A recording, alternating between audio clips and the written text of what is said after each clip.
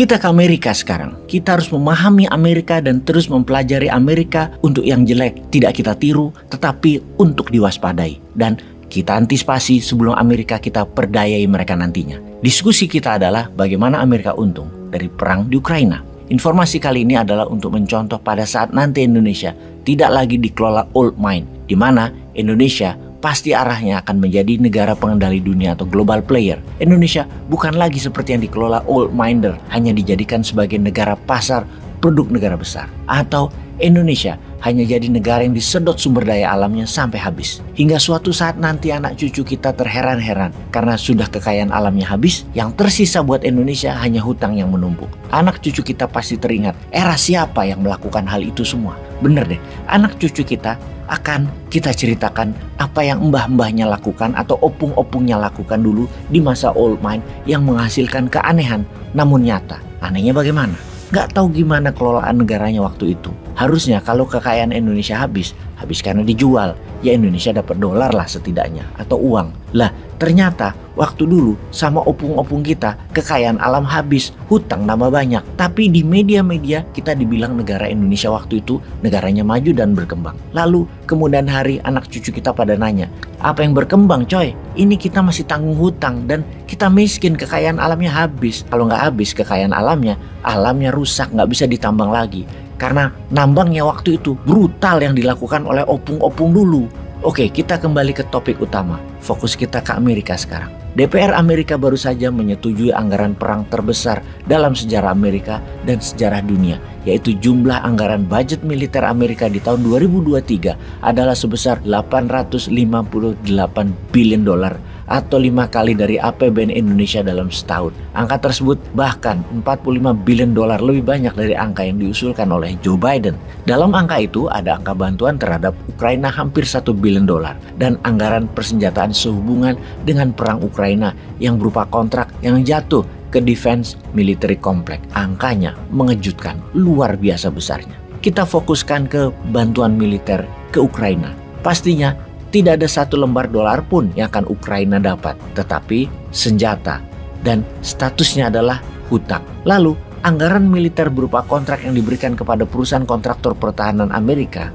Oke, ini kita harus jelaskan dulu. Kita mundur ke bulan September tahun ini, di mana ada angka 311 juta dolar diberikan pemerintah Amerika kepada perusahaan Raytheon dan Lockheed Martin yang merupakan perusahaan kontraktor pertahanan terbesar di Amerika untuk membuat misil Javelin yang akan dikirim ke Ukraina. Kemudian di bulan Desember ini, minggu lalu, Raytheon dapat lagi kontrak untuk misil jarak jauh dari darat ke udara senilai 1,2 billion dolar untuk Ukraina. Dan setiap kontrak pertahanan mereka, harga saham mereka melejit naik. Nilai saham meningkat dan kekayaan naik pesat didapat dari konflik, dari darah yang tertumpah, dari perang Ukraina. Bahkan ketika perang baru mulai, banyak anggota DPR Amerika membeli saham-saham perusahaan defense kontraktor ini dan menjadi kaya dalam seketika.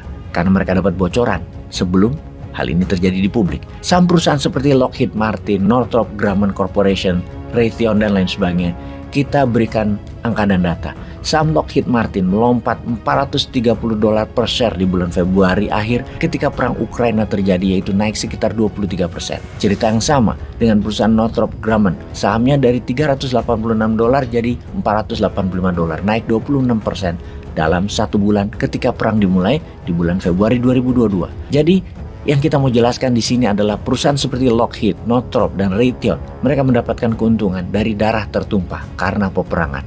Sebuah hal yang kejam, sadis, namun didukung oleh pejabat di sebuah negara yang mengaku sebagai polisi dunia. Bahkan ada kalimat yang diucapkan jauh-jauh hari sebelum perang Ukraina terjadi. Sekali lagi, jauh hari. Di mana hal ini membuktikan bahwa perang di Ukraina bukan perang ujuk-ujuk atau tiba-tiba atau sekonyong-konyong. Tidak, salah besar kalau hal itu dikatakan tiba-tiba. Bahkan bosman yang nobody aja sebulan sebelum Rusia menyerang Ukraina sudah mengatakan pasti Rusia masuk Ukraina dalam waktu dekat.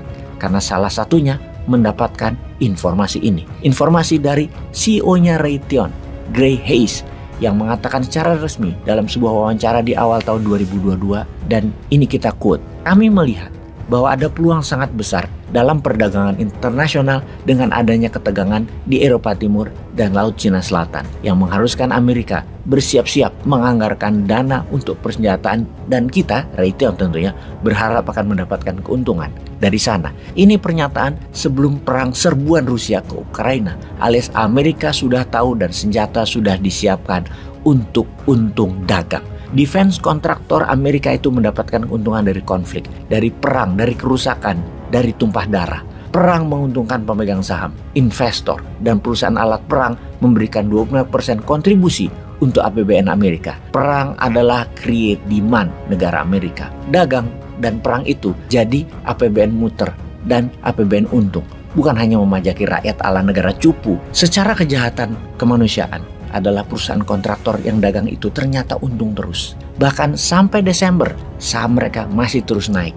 Raytheon sahamnya naik 8%. General Dynamics sahamnya naik 12%. Lockheed naik 18%. Northrop naik 22%. Sekedar informasi, dalam 3 tahun terakhir, total anggaran militer Amerika ada 200 billion dolar untuk persenjataan nuklir. Dan ini sebuah angka yang bisa membuat dunia kiamat. Dari data ini, kita juga dapat simpulkan bahwa dunia persenjataan industrial military kompleknya Amerika itu kebal dari pejabat pusat pemerintahan, alias siapapun presidennya. Anggaran pertahanan adalah hal yang tidak bisa diganggu-gugat. Ini semua autopilot, mau itu Trump atau sekarang Biden, baik itu presidennya dari Partai Republik atau Partai Demokrat. Nggak pengaruh, lanjut terus meningkatkan jumlah anggaran dan belanja militernya demi menjadikan Amerika polisi dunia dan pemegang kendali New World Order. Semua harus takut dan tunduk atas skenario Amerika. Sahabat, jadi apa kesimpulan yang kalian dapat dari informasi kali ini? Apa yang Indonesia harus lakukan kelak?